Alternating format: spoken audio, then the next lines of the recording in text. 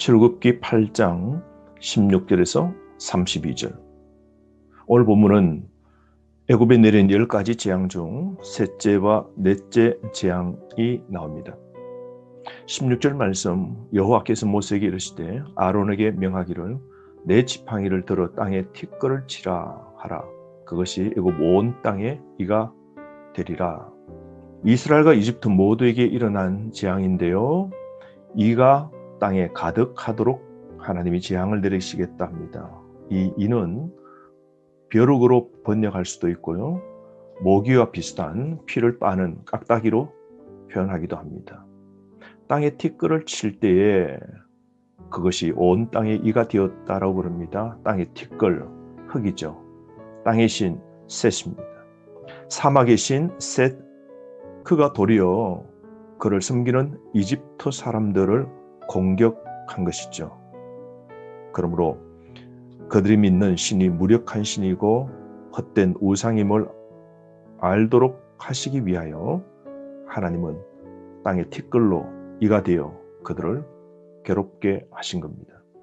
이번에는 아무런 경고 없이 심판이 임하게 됩니다. 17절 말씀, 아론은 그대로 순종합니다. 지팡이를 잡고 손을 들어 땅에 티끌을 치매 온 땅의 티끌이 다 이가 되어 사람과 가축에게 오르게 됩니다. 땅의 신이 자연 재앙을 막아주는 줄 지금까지 알고 숨겼는데 그것이 거짓신임을 온몸으로 깨닫게 된 것이죠. 여러분, 온 땅을 다스리시는 분은 누구이십니까? 오직 하나님 한 분밖에 없는 것이죠. 18절 말씀, 애굽의 요술사들도 자기 요술로 그같이 행하여 이를 생기게 하려 하였으나 못하였고 이가 사람과 가축에게 생긴지라.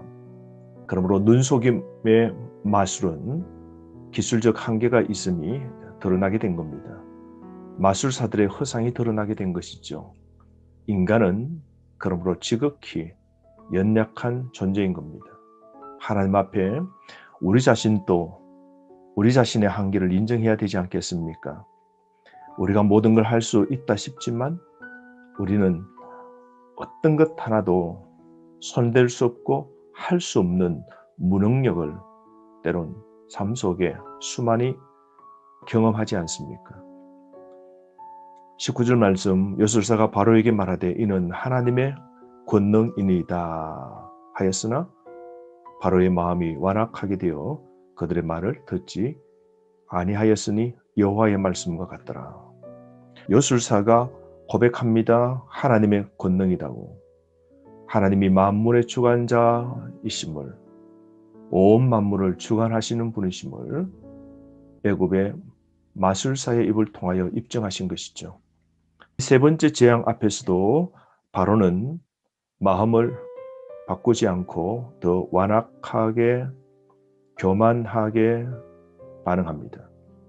눈앞에 펼쳐지는 이 재앙과 또 주변 사람들의 진실한 고백 앞에서도 바로는 강팍한 마음을 돌이키지 않는 겁니다. 하나님의 징계, 충고, 경고를 지금 혹시 거부하고 있습니까? 조심해야 할 겁니다. 우리가 교만하고 하나님 앞에 끝까지 완악한 마음을 갖고 있을 때에 그 교만의 죄 하나님은 깨닫게 하실 겁니다. 그러므로 하나님 앞에 교만한 삶 우리에게는 없어야 되는 것이죠. 그러자 하나님께서 네 번째 재앙, 파리의 재앙을 내리시게 되는데요, 20절부터 하나님께서 모세에 대해서 말씀하시게 됩니다. 21절, 내 백성을 보내지 아니하면 내가 너와 내 신하와 내 백성과 내 집에 파리떼를 보내리니 애굽 사람의 집집에 파리떼가 가득할 것이며 그들이 사는 땅에도 그러하리라. 파리떼를 가득 하나님께서 애굽의 전역에 보내신다라고 심판을 선언하시죠. 이 파리는 파리신 바알세붑을 나타내는데요, 케페랍니다. 이 파리는 탄저병 같은 재앙의 매개체가 되는 것이죠. 그러므로 파리 재앙 다음에 바로 가축의 죽음인 악질 돌림병이 일어나게 된 겁니다. 22절 말씀 보면 그럼에도 불구하고 하나님은 이스라엘 백성을 보호해 주심을 볼 수 있습니다. 22절 그날에 나는 내 백성이 거주하는 고센 땅을 구별하여 그곳에는 파리가 없게 하리니 이로 말미암아 이 땅에서 내가 여호와인 줄을 내가 알게 될 것이라. 이스라엘에게 내리지 않는 최초의 재앙입니다. 하나님의 권능으로 이스라엘 백성을 지켜주심을 보여주고 계시죠. 우리 하나님은 구별하시는 하나님이십니다. 애굽과 이스라엘을 분명하게 구별하십니다. 여호와가 이스라엘의 하나님이심을 보여주는 증거이죠. 여러분, 하나님은 자기 백성을 꼼꼼하게 사랑과 자비로 챙기십니다.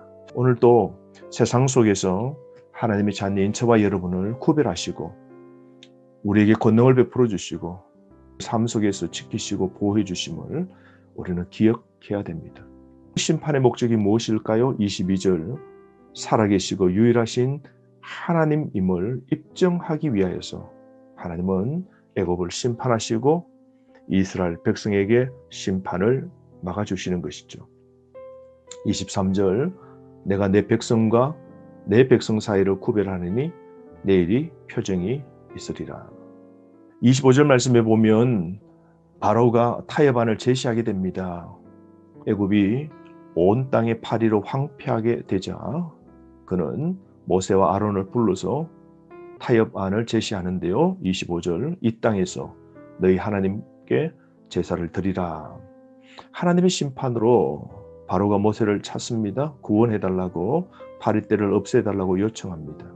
하나님의 심판에 바로는 다시 무릎을 꿇는 것이죠. 26절 말씀에 보면 애굽 사람이 이스라엘 사람들을 싫어하게 되는데요. 그래서 문화적인 차이가 있죠. 26절 모세가 이르되 그리함은 부당하니이다. 우리가 우리 하나님 여호와께 제사 드리는 것은 애굽 사람이 싫어하는 바인저. 그래서 27절 사흘 길쯤 광야로 들어가서 하나님 여호와께 제사 드리고 그렇게 하기를 원한다라고 분명한 주장을 모세가 하게 됩니다. 왜 애굽 사람들이 이스라엘 사람들이 그들 한복판에서 제사 드리는 것을 싫어할까요? 이집트의 제사법은 매장입니다. 그런데 이스라엘과 메소포타미아 건동에 있는 다른 국가는 제사를 드릴 때 화장을 하게 됩니다. 신에게 드리는 제물을 불로 태우는 것이죠.